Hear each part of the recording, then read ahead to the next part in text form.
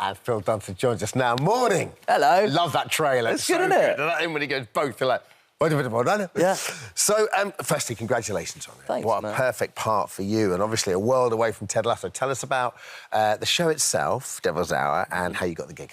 So Devil's Hour is a dark, suspenseful thriller, perfect for Halloween time, that follows Lucy Chambers, who gets embroiled or has to follow on this kill investigation through these premonitions that she has at 3:33 in the morning in her dreams. Which is traditionally in Christian kind of mythology, the Devil's Hour.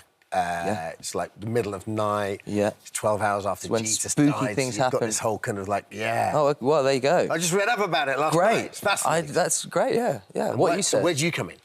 So I am Lucy's estranged husband and father of their child, and who's played by Benji Shivers, who is honestly a terrifyingly brilliant actor. Lenny was just on here just now, and something about young actors who have this ability just to be free and incredibly like unhindered by like the idea of trying to act or do anything. Yeah. And he's incredibly creepy. But so I play his dad, and for reasons that will become evident when people watch the show, there are many reasons why it's not such a straightforward relationship as one would probably hope as a dad, and you know, he just wants to love his wife. And so, in terms of the cast as well, what a great cast to be working with. So you're working opposite Jessica Raine, who's just wonderful, isn't she? Yes. And this is, you know, it's a Peter Capaldi show. I mean, so what did you get to work with Peter? Like, do any scenes with him? I didn't get to do any scenes with him. Ah, must have been when you got the script, you must have been like Peter Capaldi. Come on. But no, I met him right at the end of the shoot, and you know, I mean, it's one of those where everybody was just in love with him, and he was incredibly professional whilst also really sweet, really nice. And also then you see the show and you're like, oh, wow, you're not that at all in this show. Yeah. And so he's able to do a 180 as soon as the cameras start rolling. But, yeah, Jessica Raine is excellent in it. Peter Capaldi's excellent. Nikesh Patel is fit and excellent. And OK, this isn't your first time on This Morning Sofa. We showed a little bit of it earlier on. Nice to be back as you. Yeah. Less hair product this time. So explain to viewers, so you come in to film something for Ted Lasso last time you were in? Yes. There's a section of the show where Jamie, my character, has just been on a Love Island-styled show. And as a professional footballer, obviously that caused a bit of ructions with his contract. So for people, if people are watching, like, they've heard of Ted Lasso but haven't seen it, so just explain. Ted Lasso is a show about a Premier League team that has a coach who comes over from America. American football coach, starts coaching soccer, as they call it.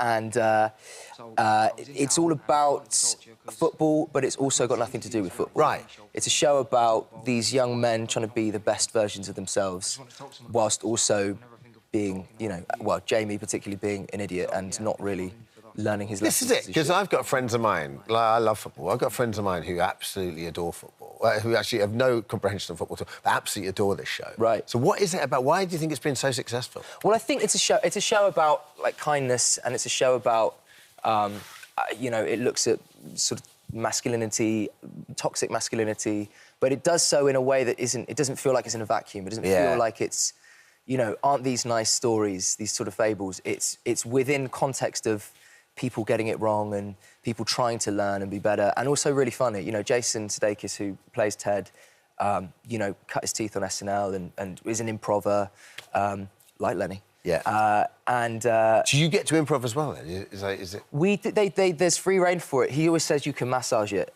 which is a really lovely, the text. And it's, and so there's a lot of freedom to sort of play around. And I think that gives it a lot of personality as well. I think we've got your clip. We've got your clip from when you were on last time. Is that a take a look? You decided to leave your club, City, right at the start of their season. So why? Just something I had to do. Do you know what I mean? The second that I found out that George Harrison had died, I realised I had to stop waiting for life to begin, start taking chances, living life to the fullest. But George Harrison died 20 years ago. Yeah, but I only just found out. Check out Holly and Phil getting into character. Silly. Were they out improving there? No, it was great. They had the... Sorry, they had the...